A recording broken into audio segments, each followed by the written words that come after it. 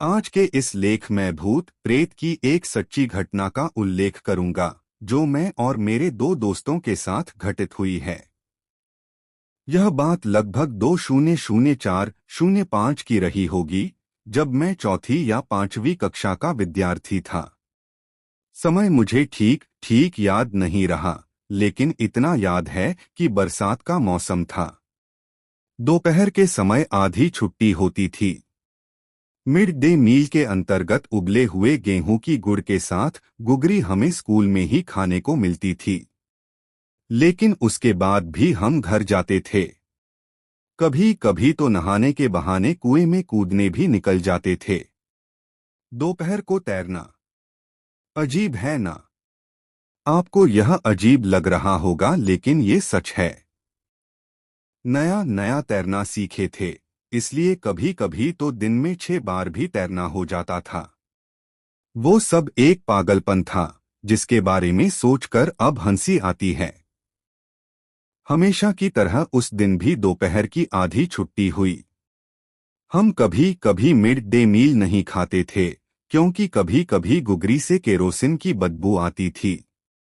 शायद बनाने वाले चूल्हा जलाने के लिए केरोसिन का इस्तेमाल करते थे, जिससे उनके हाथ भी केरोसिन में हो जाते होंगे और उन्हीं हाथों को बिना धोए गुगरी बना डालते होंगे।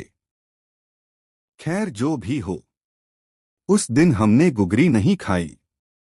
हम 3 दोस्त थे, राजेंद्र, जगदीश और मैं। घर आकर हमने खाना खाया और मोर के पंख जुटाने के लिए हमारे बाड़े की ओर चल दिए। बाड़ा गांव से लगभग 10 से 15 मिनट के रास्ते पर है। हमारे बाड़े में जाने के 2 रास्ते हैं।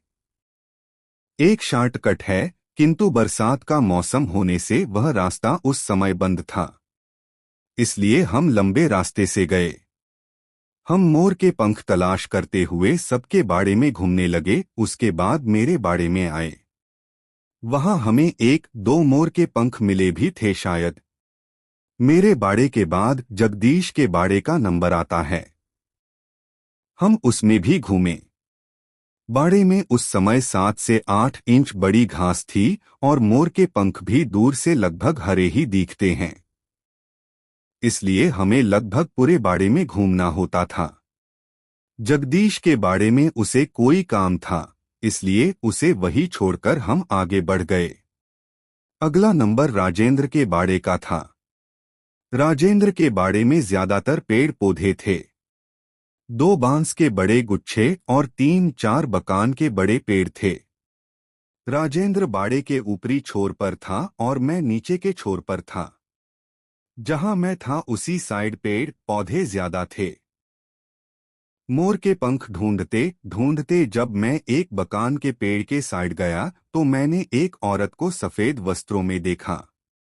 मुझे लगा राजेंद्र की माँ होगी, तो मैं बोला, बाई, मैंने इतना ही कहा था कि उसने गर्दन ऊपर उठाई और घूंघट हटाया। काली आंखें और बदसूरत चेहरा देखकर मैं कांप गया। उसकी आंखें ऐसे थी जैसे उसने बुरी तरह काजल लगा रखा हो। मैं डरकर भागा और बाड़े की बाड़ कूदकर बाहर निकलकर राजेंद्र पर चिल्लाने लगा, बाहर आ, बाहर आ, देख यहाँ कोई है। वह पूछने लगा, कौन है? मैंने इशारे से उसे बताया। इतने में वो डरावनी चुड़ैल खड़ी हो गई। जैसे ही उसने उसकी शक्ल देखी, वो डरकर भागा। उसे भागता देख मैं और आगे भागा।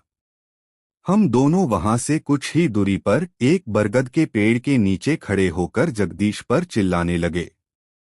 उसे आने के लिए पुकारने लगे। वो उसके बाड़े से निकलकर आया और पूछने लगा, क्या हुआ? कोई सांप देख लिया क्या?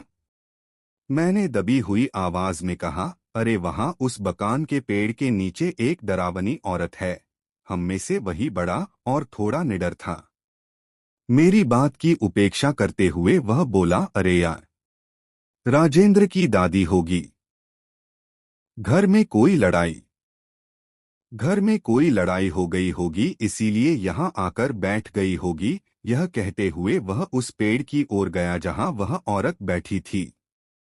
वह इतना बेपरवाह था कि सीधा उसके पास चला गया और बोला, बाई। जब उसने उसकी तरफ देखा तो उसके पसीने छूट गए। वह इतनी तेजी से वहां से भागा कि उसने रास्ता देखना भी उचित नहीं समझा। सीधा बाड़े की बाड़ कूदकर हमारे पास आ गया। लेकिन जल्दबाजी में उसकी चप्पल रास्ते में ही खुल गई। उसे भागता देख हम भी भाग लिए। भागते भागते हम गांव में आ गए। गांव में घुसते ही हमें पहले व्यक्ति कन्हैयालाल जी मिले। उनका घर वहां पास में ही था।